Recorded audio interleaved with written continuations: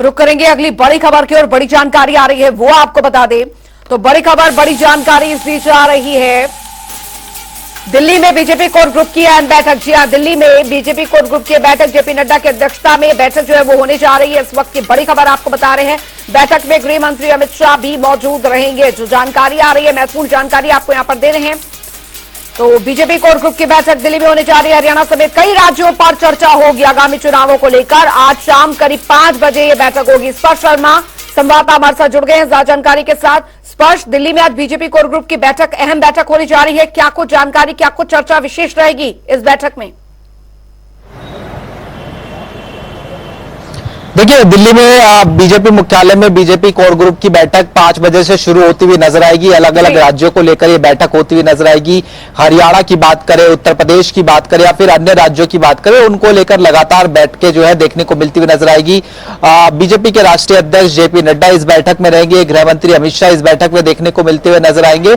और जहां तक हरियाणा के संदर्भ में बात करते हैं तो 6 सीटों पर उम्मीदवारों का ऐलान जो है वो भारतीय जनता पार्टी की तरफ से कर दिया गया है। 4 बची हुई सीटों पर जो मंथन है आज शाम को देखने को मिलता है जो है नजर आ सकता है, क्योंकि हरियाणा के मुख्यमंत्री की बात करें नायब सैनी, वो भी लगभग 5 बजे के आसपास जो है दिल्ली पहुंचते हुए नजर आएंगे। और उनका ऐसा माना जा रहा है कि सीधे बीजेपी दफ्तर जो है वो पहुंचते हुए जो है नजर आएंगे। ऐसे में सीटों को लेकर मंथन होता हुआ जो है नजर आएगा। रोहतक की बात करें या फिर सोनीपत की बात करें, कुरुक्षेत्र और हिसार, ये 4 सीटें जो है वो अभी भारतीय जनता पार्टी की जो है रहती हुई जो है नजर आती है। ऐसे में इन सीटों पर पैनल जो है पहले ही बना लिया गया था लोकसभा चुनाव समिति हरियाणा की तरफ से। और उसके बाद में ये पैनल जो है वो आज जो है लगातार डिस्कशन का विषय, जो पिछली बैठकें हुई थी केंद्रीय चुनाव समिति की, उसमें देखने को मिलता हुआ नजर आया था।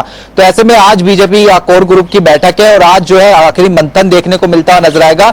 और फिर ये जो नाम है वो केंद्रीय चुनाव समिति के सामने रखे जाएंगे। और उसके बाद कभी भी हरियाणा की इन 4 सीटों को लेकर भी जो नाम है वो ऐलान होते हुए जो है नजर आ सकते हैं। अच्छा स्पर्श, इस बार अगर बड़ी चुनौतियों में से बात की जाए यहाँ पर, तो क्या कुछ बड़ी चुनौतियां जो है या एक रणनीतिक लिहाज में बीजेपी के लिए यहाँ पर रहने वाली है? क्योंकि 2019 के बाद 2024 में परिस्थितियां बिल्कुल अलग रहने वाली है। कई राज्यों में अलग अलग घटनाक्रम जो है, राजनीतिक घटनाक्रम वो हुए हैं। लेकिन इस बार बीजेपी हर रणनीति पर फोकस करके चल रही है। लेकिन चुनौतियां भी कम नहीं रहने वाली, क्योंकि इस बार पूरा विपक्ष एकजुट है लगभग। देखिए, बिल्कुल इंडिया गठबंधन के तहत विपक्ष एक साथ देखने को मिलता हुआ नजर आ रहा है। और हरियाणा में भी हम जानते हैं कि किस तरीके से एक सीट जो है कुरुक्षेत्र की वो आम आदमी पार्टी को कांग्रेस के द्वारा जो है दी गई है। ऐसे में विपक्ष एकजुट है। वहीं दूसरी तरफ भारतीय जनता पार्टी है जिसने पिछली बार 10 की 10 लोकसभा सीटें जो है जीती थी।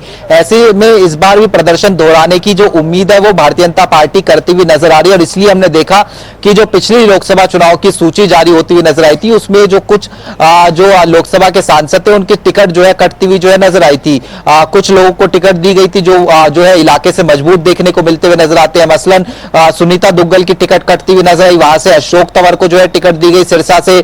इसके अलावा बंतो कटारिया को जो है अंबाला से टिकट दी गई थी। फरीदाबाद गुरुग्राम में हैवीवेट कैंडिडेट के तौर पर माने जाते हैं फरीदाबाद से कृष्णपाल गुर्जर, गुरुग्राम से राविंदरजीत, उन्हें जो है टिकट दी गई थी।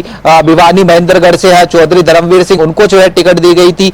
ऐसे में इस बार भी जो दूसरी सूची आती हुई नजर आएगी भारतीय जनता पार्टी की, उसमें भी जो है कुछ टिकट जो है सांसदों की कटती हुई नजर आएगी। हमने बहुत पहले जानकारी दे दी थी कि लगभग 3 से 5 सांसद ऐसे होंगे जिनकी टिकट भारतीय जनता पार्टी जो है इस बार काटती हुई नजर आएगी, ताकि जो एंटी इनकम्बेंसी फैक्टर होता है उसको कहीं ना कहीं जो है पीछे किया जा सके। और हमने देखा किस तरीके का राजनीतिक घटनाक्रम पिछले दिनों हरियाणा में देखने को मिलता हुआ नजर आया। सरकार जो है कि मुखिया बदल गए, यानी मुख्यमंत्री जो है बदल गए, जननायक जनता पार्टी सरकार से अलग होगी, यानी तमाम एंटी इनकम्बेंसी को पीछे छोड़ देना था, विपक्ष को जो है एक जवाब देना था। इसलिए इस तरह की चीजें देखने को मिलती हुई नजर आई। ऐसे में अब जो शाम को चर्चा होती हुई नजर आएगी वो 4 सीटों पर मंथन देखने को मिलता हुआ नजर आएगा।